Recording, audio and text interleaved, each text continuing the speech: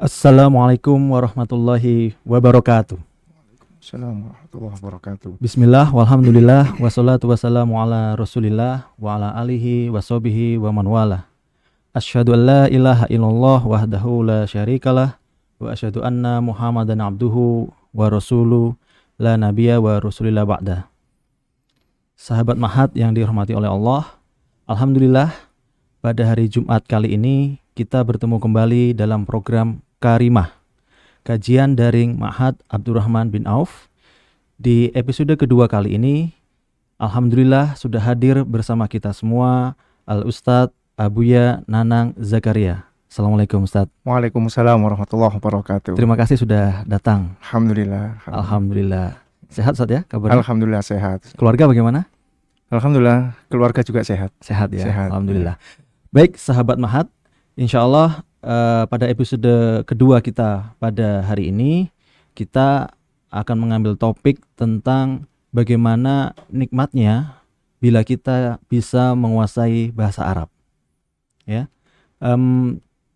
topik ini sengaja diambil karena kita sebagai umat Muslim, terutama Muslim di Indonesia, ternyata tidak banyak yang memahami bahasa Arab. Oleh karena itu, topik ini kita ambil untuk memotivasi kita semua, mendorong kita semua agar kita sebagai umat Muslim bisa mempunyai kemampuan berbicara atau memahami bahasa Arab. Baik, langsung pada Ustadz Nanang. Ya. Ustadz Nanang ini adalah alumni dari Ma'had Abdurrahman bin Auf. Ya, tahun berapa Ustadz ya? Tahun angkatan 2007-2009. Selesai 2009. Selesai 2009. Berarti sudah 11 tahun yang lalu. Ya. Masya Allah, luar biasa. Ya. Jadi beliau ini kita hadirkan karena menurut hemat kami dari Idaroh Ma'had, beliau ini karirnya mulus ya. Karirnya itu sangat luar biasa. Setelah dari Ma'had, beliau itu mengikuti pelatihan dai, kemudian mengabdi kepada agamanya melalui AMCF waktu itu ya, betul. melalui AMCF menjadi seorang dai yang profesional. Ya, ceritakan dulu Ustaz. Kalau Baik. saya yang cerita enggak enak nanti, antum Oke, yang cerita. Oke, siap.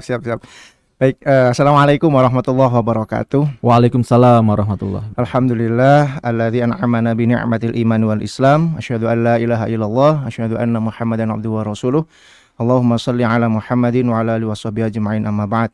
Sahabat Ma'had dan para pemirsa yang dirahmati Allah SWT, alhamdulillah Allah mentakdirkan saya untuk bisa hadir kembali melihat tempat di mana saya dulu pernah belajar bahasa Arab ya, era-era tahun 2007 sampai 2009 ya.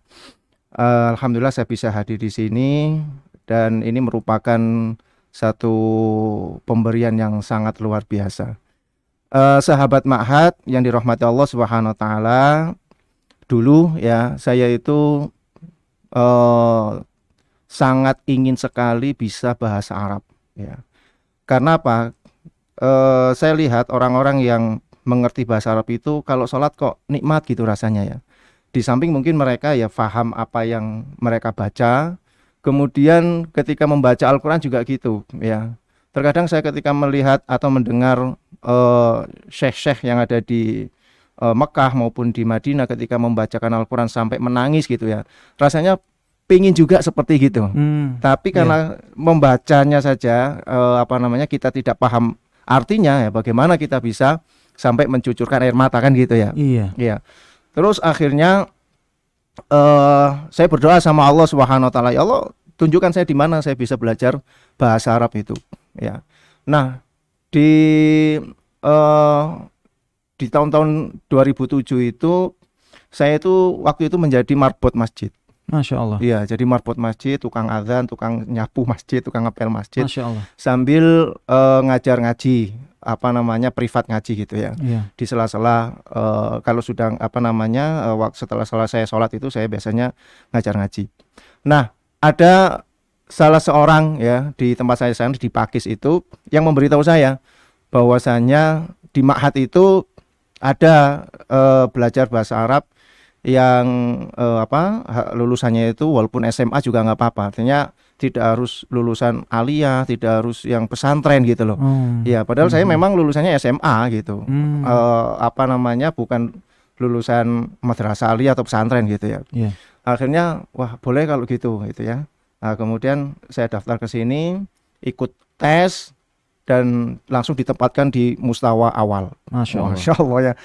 Di awal saya masuk di mustawa awal itu yang ngajar waktu itu Ustadz Sofyan. Ustaz Sofyan. Iya, kita tahu kalau Ustadz Sofyan ngomongnya Masya Allah. patat gitu ya. Sampai saya itu Patas. iya, putus asa saya itu. Di hari pertama, kedua, ketiga itu saya putus asa. Kemudian waktu itu ada Ustadz Yahya waktu itu. Nah. Ya, di awal itu ada Ustadz Yahya. Saya bilang sama beliau, Ustadz, saya kalau di sini kayaknya nggak kuat kalau di mustawa awal. Saya pengen mustawa tamhidi itu. Kata beliau, dicoba dulu kan pasti baru 3 hari katanya. Iya. Ya, akhirnya kemudian juga disupport sama teman-teman, pokoknya dicoba aja dulu di sini aja. Oke kalau gitu. Nah itu akhirnya saya di mustawa awal gitu. Nah sampailah perjalanan ya, alhamdulillah di tahun 2008 itu ada sedikit kendala karena di tahun 2008 saya menikah. Wah ini sudah mulai kesibukannya mulai terbagi ya, iya. antara ke ma'had, kemudian juga mengurusi ya maklum ya pengantin baru kan seperti itu ya. Nah seperti itu. Tapi alhamdulillah sampai 2009 saya bisa lulus ya di ma'had ini, dan kemudian tahun 2010 akhir yaitu tadi yang diceritakan saya ikut pelatihan dai di ma'had Utsman bin Affan Jakarta. Ya. Selama 3 bulan, kemudian dari tahun 2011 sampai akhir 2018 ditugaskan oleh yayasan AMCF pada saat itu untuk dikirim ke Kalimantan Barat ya, ke Pontianak tentunya. Nah, dengan berbekal bahasa Arab yang saya pelajari di Ma'had Abdurrahman bin Auf itu rupanya sangat luar biasa. Manfaatnya itu luar biasa ya. Artinya kalau misalnya saya ke Kalimantan itu dalam rangka kerja misalnya ya, dengan tanpa modal bahasa Arab misalnya, saya hanya modal kerja saja, mungkin ya saya cuma jadi kuli di kelapa sawit mungkin seperti itu saja. Atau hanya menjadi anak buah kapal di tongkang dan seterusnya. Tapi justru dengan bahasa Arab itu luar biasa. Ya, itu memang sudah disebutkan di dalam Al-Quran itu kalau orang beriman dan berilmu maka dia akan diangkat derajatnya oleh Allah di dalam surat Al-Mujadalah ayat ke-11 itu. Nah, dengan modal bahasa Arab itu luar biasa, apalagi mohon maaf ya, Kalimantan pada saat itu di tahun-tahun 2011 itu jarang sekali ustadz-ustadz yang memang notabene menguasai bahasa Arab. Oh gitu. Ya, iya. Setelah itu baru di era-era tahun 2015 itu banyak ustadz-ustadz yang lulusan Madinah itu sudah banyak yang ke Kalimantan, kemudian yang lulusan Yaman juga banyak yang ke Kalimantan. Tapi di era-era itu belum ada gitu. Sehingga kalau tadi dikatakan bahwa karir saya mulus, ya itu karena memang itu. Mohon maaf ya. Persaingan tidak terlalu banyak. Dan maksudnya bukan kayak persaingan kerja gitu ya, tapi ketika masuk ke wilayah-wilayah di mana mereka butuh ilmu itu kita bisa masuk dengan bahasa Arab, modal bahasa Arab yang dikuasai seperti itu. Sehingga kemudian saya mulai bisa ngisi kajian di masjid-masjid, diawali dengan masjid-masjid sampai kemudian masuk ke radio, sampailah ke kantor-kantor, ke kampus-kampus. Dan terakhir itu sampai di televisi lokal. Di sana ada televisi lokal di Pontianak gitu. Itu semuanya karena modalnya dari bahasa Arab itu. Ya, dari bahasa Arab itu alhamdulillah Allah mengangkat semuanya itu, memberikan kemudahan semuanya itu. Maka teman-teman juga gitu harusnya ya, sahabat juga seperti itu. Jadi mungkin kata orang bahasa Arab itu adalah jurusan yang tidak komersial mungkin ya. Kalau belajar bahasa Inggris mungkin lebih komersial kan seperti itu ya. Karena perusahaan-perusahaan asing itu juga banyak yang meminta bahasa Inggris ya. Kemudian di sekolah-sekolah juga banyak yang lebih membutuhkan bahasa Inggris daripada bahasa Arab. Nah, tetapi nyatanya enggak. Nyatanya enggak juga. Nah, dengan bahasa Arab itu ternyata saya juga jadi dosen dulu di Pontianak. Iya, jadi dosen di 2 kampus. Masya Allah. Satunya di Universitas Muhammadiyah Pontianak, satunya di Sekolah Tinggi Ilmu Kesehatan di Pontianak sana juga.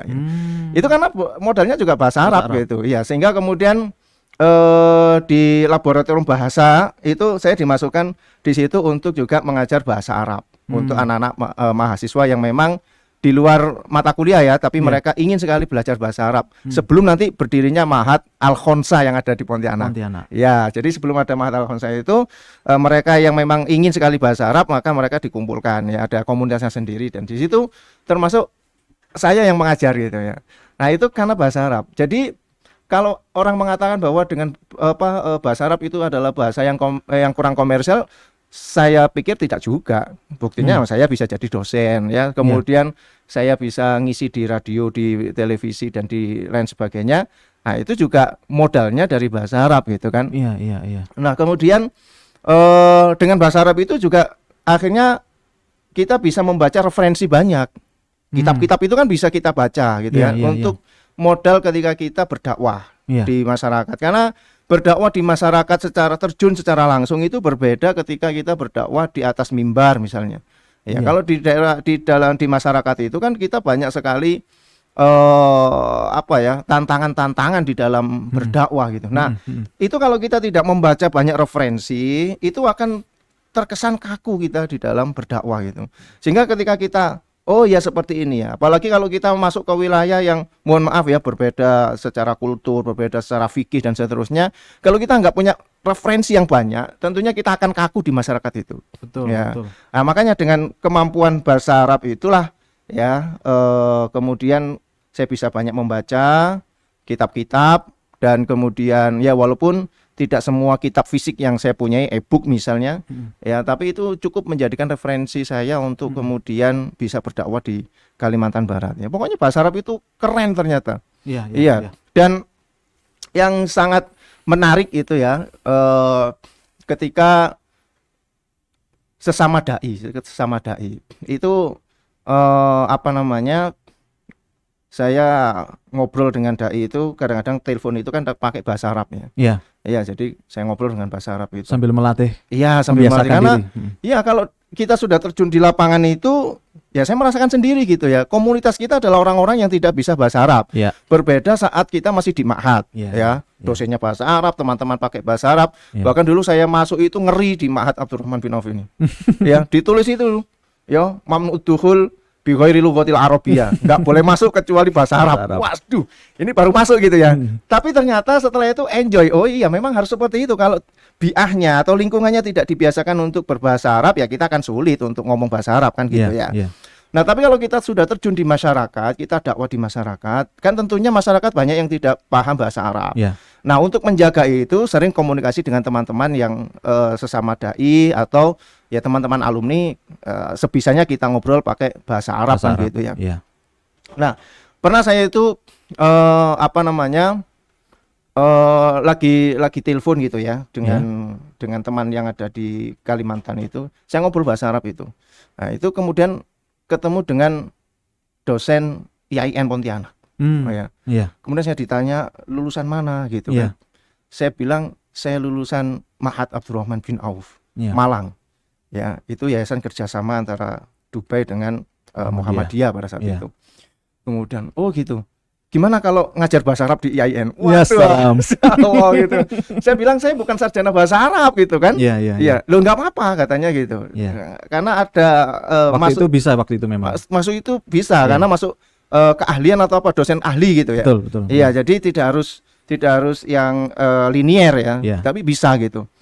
Waduh, saya dimintai untuk ngajar bahasa Arab. Coba dengan bahasa Arab loh itu ya. Ternyata saya bisa ditawari untuk menjadi dosen.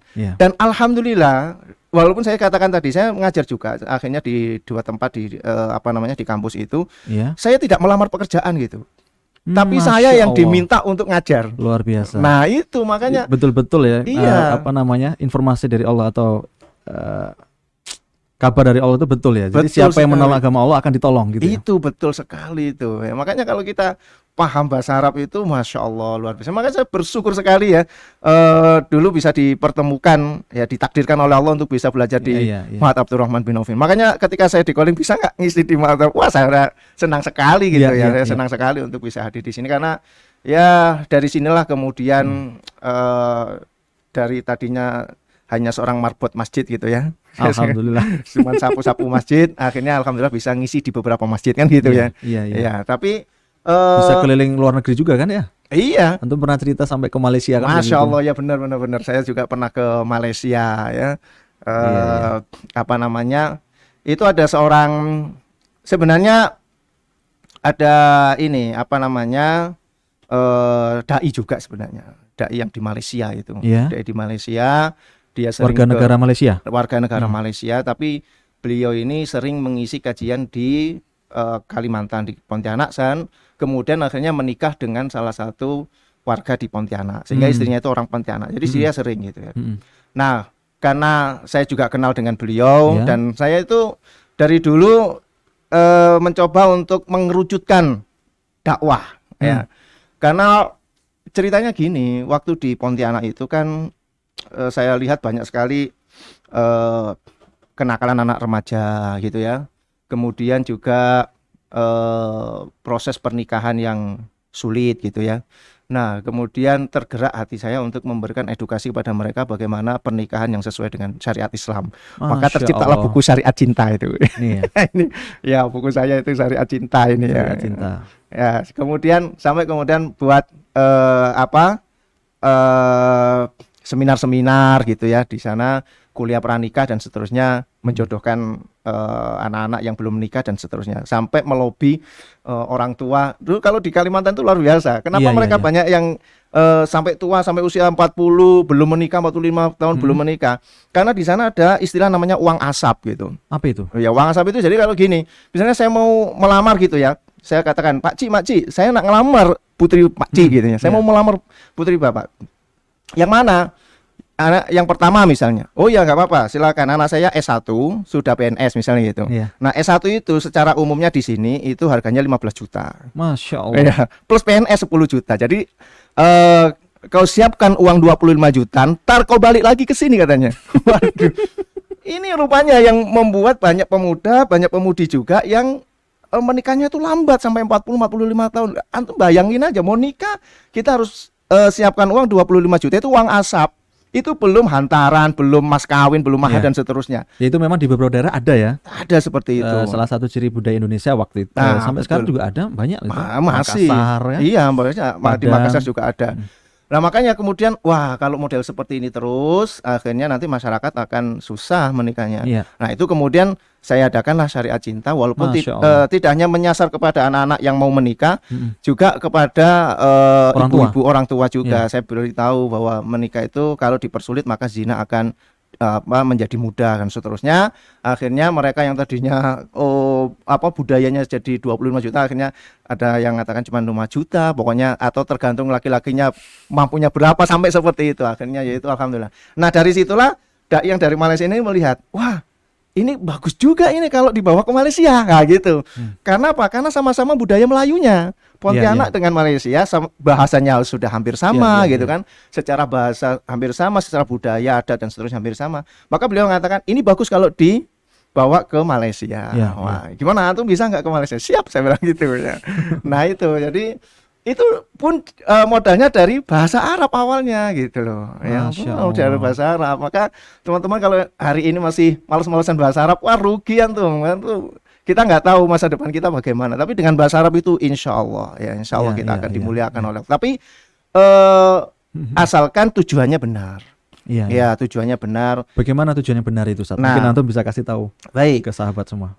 Ya, seperti yang saya sampaikan dulu ya, bahwa tujuan saya belajar bahasa Arab itu pertama, saya itu pingin sekali bisa memahami Al-Quran. Ya, artinya apa yang saya baca dari Al-Quran itu saya bisa paham, walaupun belum memahami secara tafsir ya. Hanya sekedar saya kalau baca ini loh artinya. Nah, gitu saya pingin tahu itu. Jadi tujuan untuk bahasa Arab itu pertama adalah untuk memahami Al-Quran. Ya.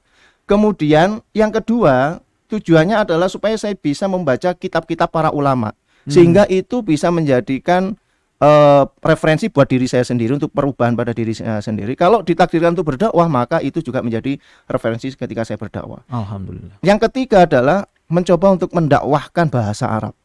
Ya, jadi ini loh pentingnya bahasa Arab gitu.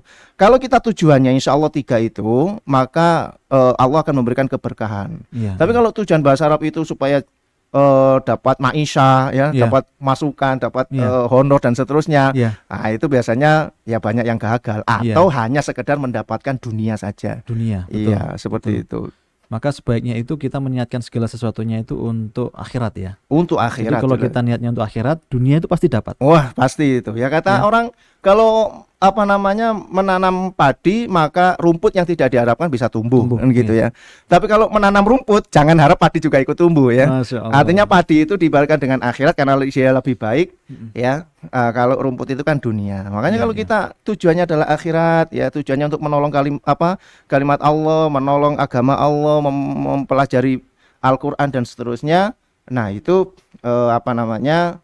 akan diberikan kemudahan oleh Allah Subhanahu wa taala. Seperti Masya itu. Allah. Luar biasa Ustadz tentang Ya. ini.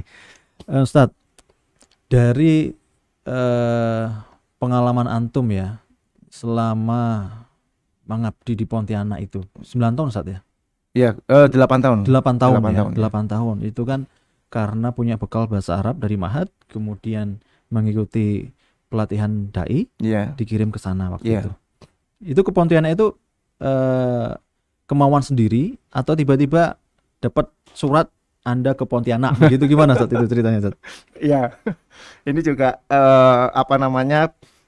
kisah yang sangat luar biasa ya. Waktu itu kan saya ini lulus sudah kurang lebih hampir 1 tahun ya. Kan 2009 baru ikut pelatihan dai itu 2010 di bulan Oktober itu. Nah, itu saya dapat informasi itu kalau yang sudah menikah maka tidak akan dikirim ke luar Jawa. Ya, paling enggak nanti di Gunung Kidul gitu ya atau ke Cilacap gitu ya. Wah, saya senang. Oh ya, nggak apa-apa kalau Tidak keluar Jawa tapi pucuk gunung. Nah, ya, yang penting masih di Jawa. Artinya kalau saya pulang ke Malang itu masih terjangkau, ya. sedekat ya. Ternyata ketika saya sudah ikut pelatihan dai di Jakarta pada saat itu selama 3 bulan, Oktober sampai di bulan Desember itu. Nah, di akhir-akhir kegiatan itu muncul itu nama-nama ditempel di dinding ya. Iya. Si fulan ke sini, si fulan ke sini. Saya lihat kok nggak ada yang dikirim ke Jawa gitu kan. Iya. Padahal saya sudah waktu daftar itu sudah menyatakan bahwa saya punya istri dan punya anak. Waktu itu anak saya juga baru lahir sekitar ya usia masih 1 tahun lah. Wong saya bawa ke Pontianak itu 1 tahun 3 bulan kok. 1 tahun 3 bulan. Ya berarti setelah ikut pelatihan itu saya langsung bawa itu 1 tahun 3 bulan. Iya. Nah, saya lihat, waduh kok nggak ada yang ke Jawa ya. Ternyata saya dikirim waktu itu bukan Pontianak. Ya, saya di list saya itu Kapuas Hulu. Kapuas Hulu Kalimantan Barat. Antum bisa bayangkan saya buka peta itu Kapuas Hulu itu adalah ujung Kalimantan Barat. Sudah berbatasan dengan Malaysia. Iya. Ujung barat Kalimantan Barat. Ujung barat Kalimantan Luar Barat. biasa. Di Pulau Natuna dekat dengan Natuna. Kemudian tapi penghasil madu yang terbanyak di Kalimantan Barat di sana Kapuas Hulu. Terus saya telepon, nah ini ya Ustadz Yahya yang dulunya di Ma'had itu ya. Ternyata beliau setelah menempuh pendidikan S2 beliau jadi dosen di Pontianak. Nah, saya dapat infonya dari Ustadz Imam Rofi'i di sini. Wah, antum hubungin saja Ustadz Yahya, beliau di sana. Ana hubungin. Waktu masih di Jakarta, Ustadz, aneh mau dikirim sebagai dai di Kapuas Hulu. Kata beliau, wah, kalau antum punya istri, jangan ke sana gitu kan. Ya, karena Kalimantan nggak sama dengan Jawa. Ya, kalau ujung-ujungnya Jawa masih ada kendaraan. Kalau di Kalimantan itu, ya sudah, memang betul-betul kita mujahadah lah di sana ya, jalan kaki dan seterusnya. Nah, ternyata yang di Pontianak itu yang teman saya namanya Hendrik namanya. Itu single, belum menikah ya. Nah, ternyata Hendrik ini minta bantuan sama saya. Ayo tolong antarkan saya ke Ustadz Taufik dulu, koordinator dai di Jakarta itu namanya Ustadz Taufik. Antarkan Ustadz Taufik untuk pindah lokasi gitu. Begitu sudah sampai di meja Ustadz Taufik itu, beliau sampaikan saya mau pindah gitu. Kalau pindahnya ke Sumatera nggak boleh, karena Sumatera udah banyak gitu kan. Enggak, Ustadz, saya pindah ke NTT. Wah, dia justru pindahnya ke NTT karena menurut beliau Kalimantan kurang menantang. Saya gitu? saya pingin ke NTT. Bahkan dia ditempatkan di perbatasan antara NTT dengan Timur Leste. Timur Leste. Iya, dengan Timur Leste. Dia dekat sekali, hanya jarak 7 kilo atau 10 kilo gitu. Ustadz siapa itu, Ustadz? Ustadz Hendrik namanya. Hendrik. Iya, Hendrik Wibowo namanya. Iya, iya. Nah, karena beliau ini pindah ke NTT disetujui, saya ngomong juga, Ustadz, saya mau pindah juga. Kamu ikut-ikutan pindah? Enggak, saya pindahnya tetap, saya ini di Kalimantan Barat. Iya. Saya tetap pindah di Kalimantan Barat. Cuma karena Hendrik ini kosong, saya ngisi di tempat yang kosong ini, Pontianak. Saya lihat karena Pontianak adalah ibu kota. Gitu kan. Iya. Nah, karena Ustadz Yahya itu bilang, antum kalau di Kapuas Hulu, saya nggak tahu apa di kota kabupatennya atau nanti di daerahnya. Kalau di daerahnya cari susu aja susah kadang gitu. Astagfirullahaladzim. Makanya ya sudah, karena di Pontianak ya, kemudian kalau tetap di Kalimantan Barat boleh. Nah, itu akhirnya saya di Pontianak. Nah, ketika di Pontianak sudah, kemudian saya telepon istri. Ditugaskan di mana? Di Pontianak. Terus kita tinggal di mana? Tenang aja, AMCF sudah menyiapkan rumah. Padahal nggak ada. Pokoknya pokoknya ikut saja. Nah, kata Ustadz Taufik itu, beliau mengatakan kalau punya istri itu jangan diajak dulu. Antum berangkat dulu, pastikan dulu antum nanti tinggal di mana, baru istri dijemput. Nah, saya ini orang yang nggak biasa LDR. Aneh, nggak biasa LDR. Pengantin baru lagi. Nah, iya, apalagi pengantin baru punya anak. Ya sudah 3 bulan saya nggak ketemu anak gitu ya, tiba-tiba langsung. Karena kalau setelah 3 bulan itu nggak boleh pulang. Karena kalau pulang transport lagi. Iya, AMCF akan memberikan transport lagi. Ini nggak, langsung dibelikan tiket, berangkat ke tempat tugas. Itu akan 1 tahun lagi saya. Karena 1 tahun lagi baru ada ongkos untuk pulang gitu kan. Difasilitasi oleh AMCF pada saat itu. Waduh, ini kan satu tahun 3 bulan saya tidak ketemu anak saya dan istri. Saya ngotot, saya pulang. Kalau gitu dengan biaya saya sendiri. Kalau saya mau pulang, ya sudah, nggak apa-apa, saya pulang. Ya, tapi resikonya nanti antum ke sana nggak tahu ditempatkan di mana. Wes bismillah, pokoknya saya yakin intan surullah yang surkum. Ya, kalau kita menolong agama, Allah tidak akan menelantarkan kita gitu. Akhirnya yaitu begitu saya sudah pulang, kemudian dikirim tiketnya, saya berangkat ke Pontianak. Baru di atas pesawat itu saya bilang kepada istri saya, ya, sebenarnya kita nanti di Pontianak itu tidak tahu mau tinggal di mana gitu ya. Istri saya astagfirullahaladzim sambil gendong anaknya, saya tahu ini pasti nangis ini. Tapi tenang saja, saya bilang gitu, tapi tenang saja ya. Selama kita ini masih punya saudara muslim di sana, nggak mungkin saudara kita akan menelantarkan kita gitu. Dan ya sudah, alhamdulillah ternyata di sana langsung ditampung di sebuah panti asuhan ya, pada saat itu di panti asuhan di Pontianak, yang panti asuhan itu tidak hanya mengasuh anak-anak yang yatim atau piatu saja, tapi juga kebanyakan adalah anak-anak mu'alaf. Jadi anak-anak Dayak itu dibawa ke kota untuk disekolahkan dan seterusnya, tapi diislamkan gitu, dan sudah diizinkan oleh orang tuanya, kemudian kepala suku di sana. Karena begitu kita masuk ke sana kan izin kepada kepala adat gitu ya, bahwa kita mau bawa anak-anak ini ke kota, tapi kita ajari mereka Islam gitu. Masya Allah. Iya, jadi kemudian mereka tidak ada tarik menarik, Ustadz ya? Tidak ada. Maka mereka senang. Ya mohon maaf. Gitu? Iya, karena ini anak-anak yang ada di suku-suku dalam, di pedalaman itu kebanyakan mereka kan nggak sekolah. Iya, karena kalau ke sekolah jauh. Ya, harus naik sampan, ya kan. Menyeberangi sungai Kapuas. Sungai Kapuas jangan dibayangkan kayak sungai di Malang ya. Sungai Brantas saja masih kurang lebar dengan dibandingkan dengan sungai Kapuas gitu ya. Mereka harus nyeberangi sungai Kapuas dan seterusnya. Nah, kalau kita bawa ke ke kota, kemudian orang tuanya kita ajak, ini loh nanti tempat anak-anak Anda, nanti kita rawat di sini, makanan semuanya, pokoknya pakaian, makanan semuanya kita fasilitasi. Mereka senang sekali, bahkan banyak yang ngantarkan ya adiknya kalau sudah besar, kemudian diantarkan juga ke kita secara sukarela mereka. Iya, secara sukarela. Sebelum ke tempat panti itu belum Islam mereka ya? Belum. Iya, makanya mereka masih mengikuti adat setempat. Ya, ada yang sudah beragama lain, tapi kemudian kita sudah tawarkan, kalau mau monggo kita aja, kalau enggak juga enggak apa-apa gitu. Artinya ya kita enggak bawa, karena syarat kalau kita mau ke sana itu ya kita harus Islamkan gitu ya. Ternyata mereka siap. Ada yang masih mengikuti agama setempat, ya Tuhannya namanya Jubata, itu kalau orang Dayak itu Tuhannya namanya Jubata. Ya, kita masukkan. Jadi mereka siap, bahkan mereka mengirim adiknya gitu. Karena apa? Ketika anak-anak ini sudah kita masuk ke kota, kemudian kita ajarkan adab-adab, mereka ke sana itu lebih santun gitu loh. Sehingga Iya. orang tuanya itu senang. Senang. Loh, anak saya kok lebih santun. Wes anu aja dikirimkan. Bahkan ponak-ponakannya banyak yang dikirimkan gitu. Sehingga kadang-kadang yang di kamar itu satu kampung itu ada di situ semuanya anak-anaknya. Makanya kemudian ada yang dikirim ke Albina, ya, ada yang ke di Bondowoso sini Al-Islah itu. Iya, iya. Ada yang dikuliahkan dan seterusnya. Ketika mereka sudah selesai, kita kembalikan lagi ke daerah asalnya dan kemudian mereka berdakwah di sana. Masya Allah. Iya, itu yang Dan itu mereka orang tua itu menyerahkan ke panti sukarela ya, sukarela dengan konsekuensi Islam, Islam. masuk Islam. Iya. Dengan konsekuensi. Orang tuanya gimana, Sat? Ikut-ikutan juga atau tetap? Ada yang tetap, banyak kan tetap, mereka Iya. tetap mengikuti ajaran nenek moyang mereka. Ya kita Iya. ajarkan, kita kita minta untuk masuk Islam, mereka nggak mau. Ya Iya, sudah iya, kan nggak mau ya nggak apa-apa gitu. Ya, memang yang pas itu ya generasi berikutnya yang dididik. Nah itu ya, karena generasi berikutnya itu ya.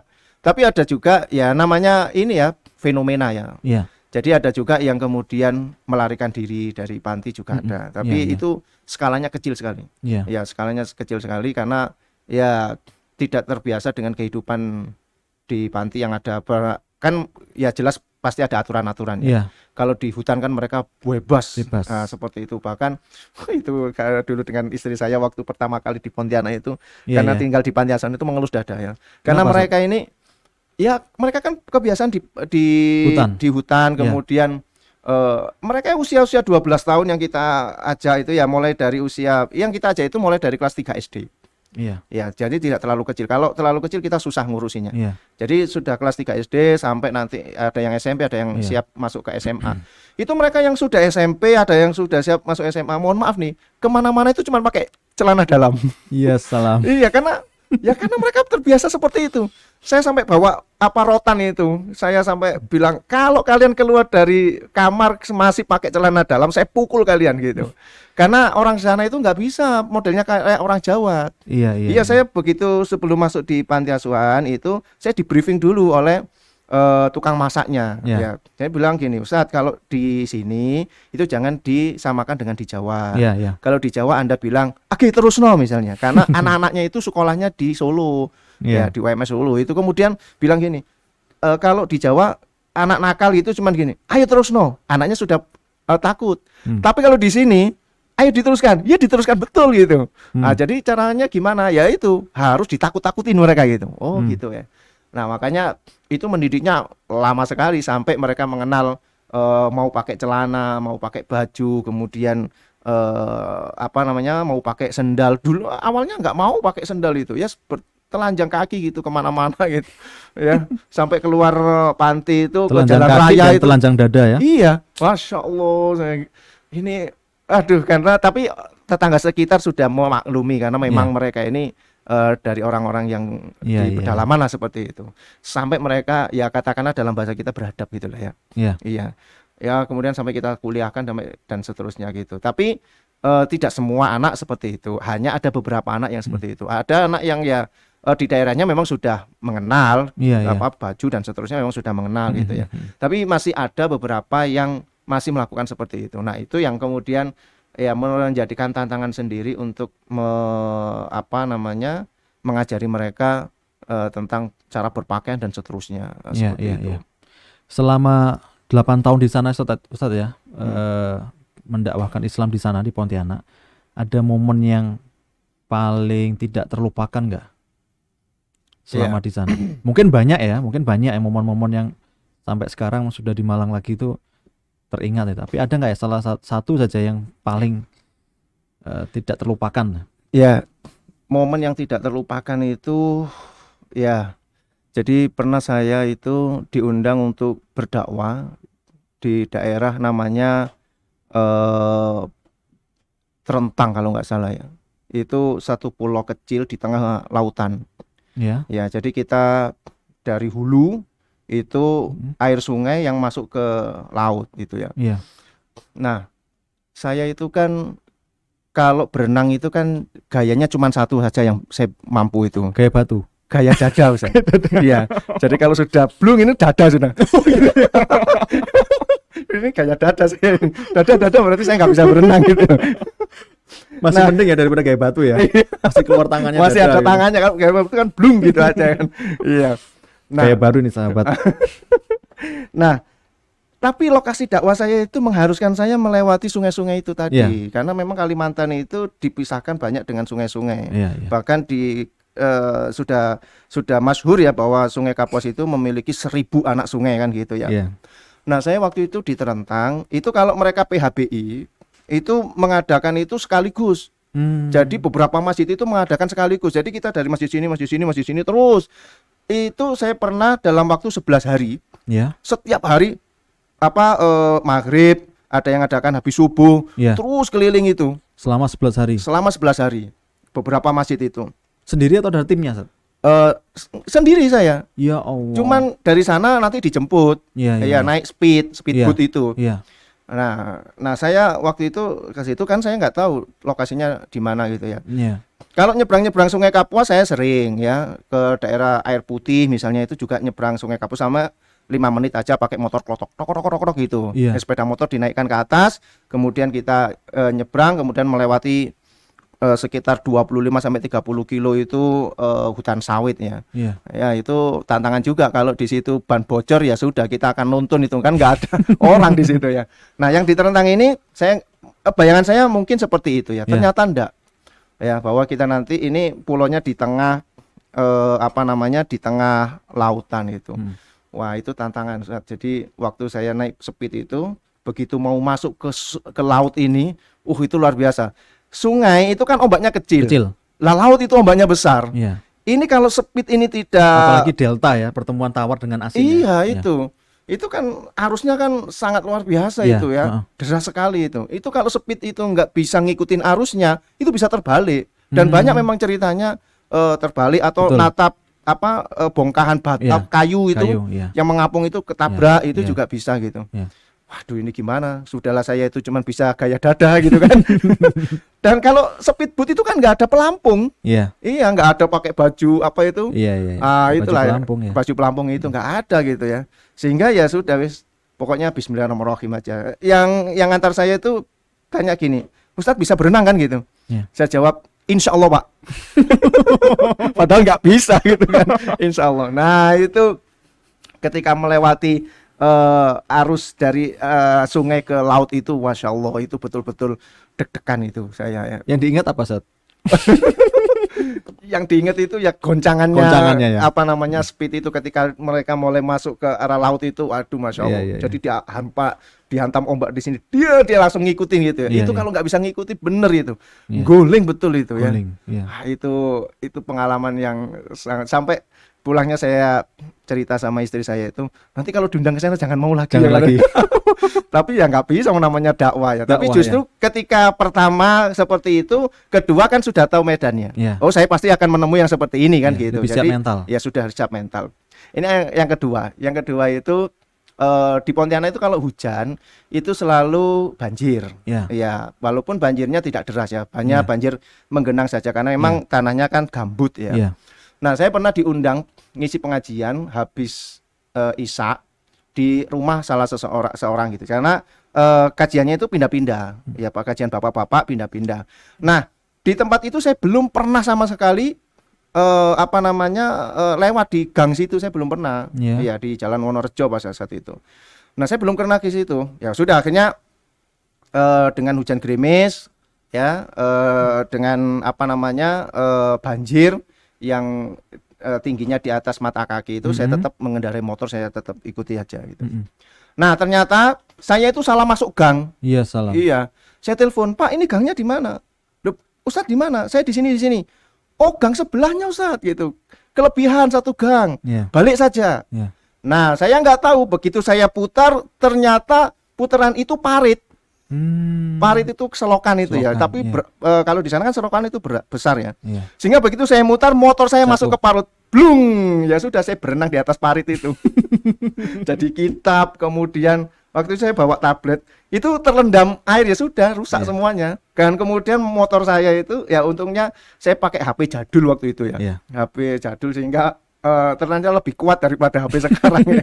Saya telepon, "Pak, saya mohon maaf ini gitu." Masya Allah, keluar semuanya yang apa namanya Jamaah. jamaah-jamaah pengajian itu ngangkat sepeda motor saya yang tenggelam di dalam parit Ya itu. Allah. Iya, terus untungnya masih ada bengkel yang buka 24 jam di sana itu. Iya, iya. Ya sudah dibongkar semuanya kan airnya masuk Masuk, ke tempatnya oli, ke tempatnya bensin. Ya itu cerita yang sangat luar biasa. Itu kalau saya ceritakan orang pasti ketawa itu ya. Ketawa. Iya, bisa membayangkan masuk ke dalam parit kemudian saya berenang di parit untuk minggir. Ya.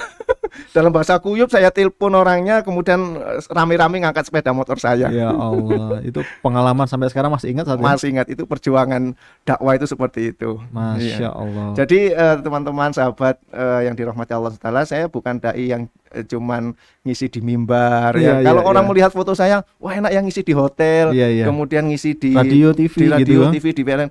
Di balik itu saya pernah nyemplung parit gitu ya.